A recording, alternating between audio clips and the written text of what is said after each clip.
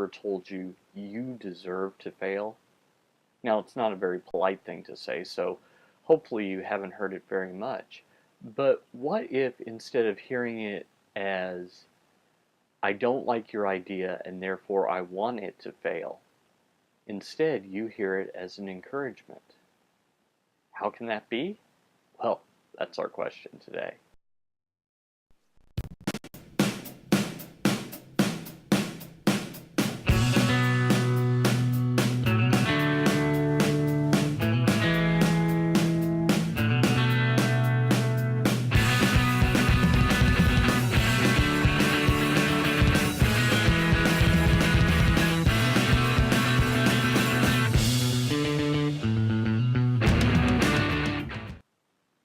Hi everyone, my name is Paul Allen Clifford and I'm your host, and I'd love for you to join the conversation. So head on over to trinitydigitalmedia.com/contact, and there you can ask your questions, leave your comments, etc. This is the weekly show where I share all the lessons that I'm learning as an entrepreneur, as someone chasing his dream, and hopefully I'll give you courage and give you just all the tools that you need to do the same. So, you might be wondering how you deserve to fail is actually an encouragement. Follow me on this. No one knows everything, except God, of course, but no person knows everything, right? Yet we treat people as if they do know everything. We treat people as if, oh, that company made a mistake. They surely have lost their mojo. Or, man, it's taken a long time to accomplish this. I don't think that person knows what they're doing. Well, of course they don't know what they're doing. If they've never done it before, you can't know what you're doing. Now, you can ask people who have done it before, but there's sometimes situations where it's uncharted territory, where you can't know. It's not possible to know. So how do you figure out how to accomplish what you want to accomplish? You try risky things. Really, you just try risky things. Think of your business, think of following your dream as something that you pray, you listen to God, you try and figure out the best course of action, but sometimes, just sometimes, when you think you know what you're doing, if you proceed, you'll still fail. Now, failure isn't failure if you learn something. There's a quote attributed to Edison, and the quote is something like, I didn't fail 99 times in inventing the light bulb. I figured out 99 ways not to invent the light bulb.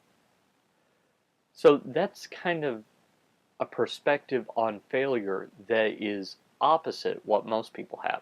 Most people would have quit after, say, 10 and said, nope, impossible, can't be done. Yet we know that it is possible. We know in retrospect that inventing the incandescent light bulb really, once you know how to do it, it's really a pretty simple technology. You take a globe of glass, you fill that with an inert gas like helium, for example, and you also add a coil of tungsten. When you pass electricity through that tungsten, the tungsten will glow, and you use the gas to keep the tungsten from oxidizing and therefore rusting immediately and breaking. So it's the water vapor in the air that causes the oxidation so immediately. But if it's not air in there, if it's some inert gas, that's not a problem at all. So it's really a fairly simple thing to do. We've known how to do it for about 100 years now. In fact, once you teach people how to do it, you think, well, that's pretty obvious. But it's only obvious once you know. Before you know, you're just signing up for failure time and time again until you succeed. This past Sunday, my church had an outdoor event where we had a bunch of kids coming and etc. And one of the games that they were playing was a little game where you stacked uh, ping pong sized balls, wiffle ball type, with the holes in them, on top of one another. If you could get two on one on top of the other, then you won a prize. But if you got three on top of one another, you got a bigger prize. Now, they told me no one had done this all day. And I'm going to spoil this for you. I didn't do it within the rules. I wasn't able to get three of them to stack unassisted for 3 seconds. I did get three of them to stack unassisted for 2. So that tells me that it's possible, that under the right conditions, if the wind doesn't blow, if I'd stacked them just perfectly, it was possible. So I just need to continue on. Now, I couldn't continue on because after a while my back started hurting because I was crouched over a table. But that's just part of the lesson that I learned. I failed over and over and over again. And in failing, I learned a little bit of something each time. So, when I say you deserve to fail, what I'm actually saying is you deserve to learn all the lessons that you can learn on your path to success. And success, by the way, isn't a destination. Success is a short-term outcome. So even if you have some success, you're still going to have to fail over and over again trying to figure this out. Think of this like science, like an experiment. That just as I don't know how to get the attention of all the people out there that would like what I do if they knew about it, so you don't know how to get the attention of all the people out there that if they knew about what you did, they would like it and want to support it. Remember, this is common knowledge, and while I don't think that it's been empirically tested, I do believe that it's the case that if you can get 1,000 people that are willing to pay $100 a year for your work, you then can support yourself, at least in the U.S. But let's stop and think a second. What if you did that from a place where it's less expensive? So this is something that I just heard the other day on a podcast I listened to. And someone suggested that in other countries, there's lower dollar amounts that are required to achieve the same lifestyle. So, imagine that instead of living in the US and trying this, say living in California or living in New York, step one, why don't you try living somewhere less expensive, like Arkansas or Kentucky, which is where I live. Then you might find that you don't need 1,000 true fans, you need several hundred. But let's take it another step. What if instead of living in the US, you lived in somewhere like the Philippines, where they speak English, by the way? They speak English, they're well educated. In fact, in a lot of ways, they're a lot like the US. They're just on the other side of the world, and everything is a lot less expensive. So then you don't need 1,000 true fans. Maybe you need a couple hundred. So, let me ask you this.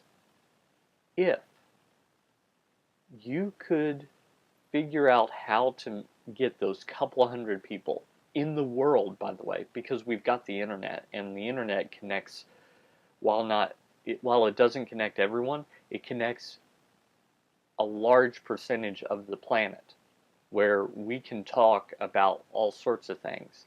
So if you can find one or two people per country, mind you, that like what you do and would be willing to pay to support you in it, then you could absolutely achieve what you need to achieve. Well, how do you do that? I don't know. Maybe it's advertising. That's something that I'm experimenting with right now. Maybe it's reaching out on Twitter. That's something I'm fairly decent at. Maybe it is podcasting. Again, something I do. Maybe it's something else. You don't know. I don't know. And just because someone that you know is very successful doesn't mean that that's necessarily going to work for you. So it's all a set of experiments. It's all trial and error. It's all going back to the drawing board. It's all failing.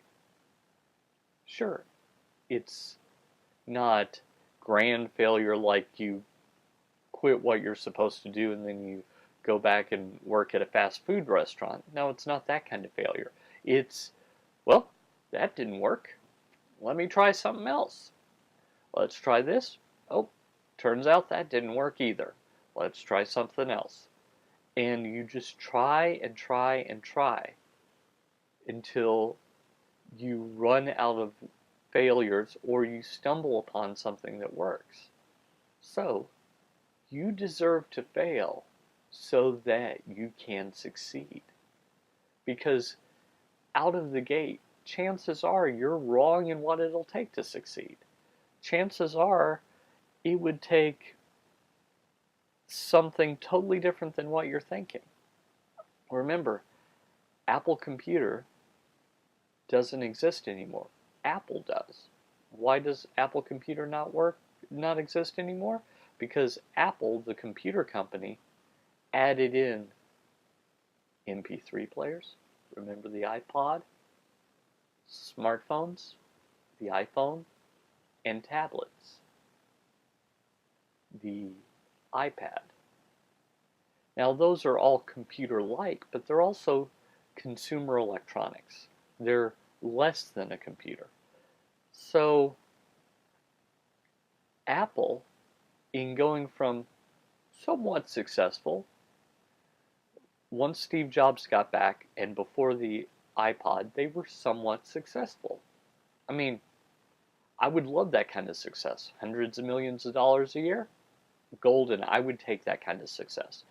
But that was nothing compared to what they would be once they took on the iPod. And from the iPod, the iPhone. And from the iPhone, the iPad. And from the iPad, maybe the smartwatch. Maybe the actual Apple TV where it's a television with the Apple TV electronics in it. Who knows? But once they pivoted and added other things, then they were able to accomplish much more. So failure isn't failure. Failure is an experiment on your way to success. So, you deserve to fail. You deserve to fail. I deserve to fail. We all deserve to fail. And if we're trying not to fail, we might be so cautious that we're actually trying not to succeed. Because if you keep playing it safe and you keep saying, well, this worked a little, and you're not willing to try something that might fail miserably, but also might succeed wildly, then you're maybe destined for actual failure instead of success.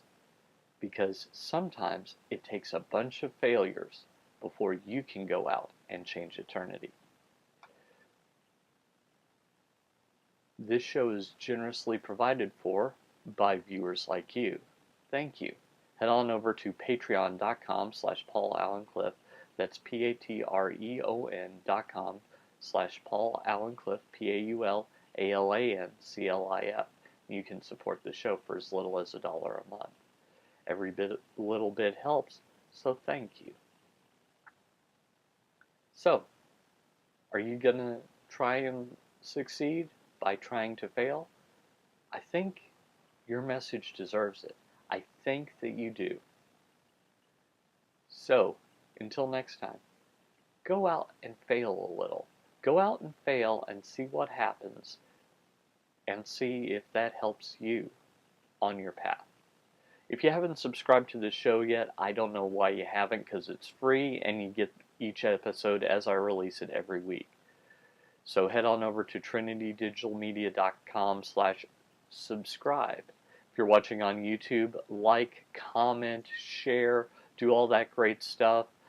Any questions or comments you have, leave below the video, and I'll see you next week. Until then, this is Paul Allen Clifford with trinitydigitalmedia.com.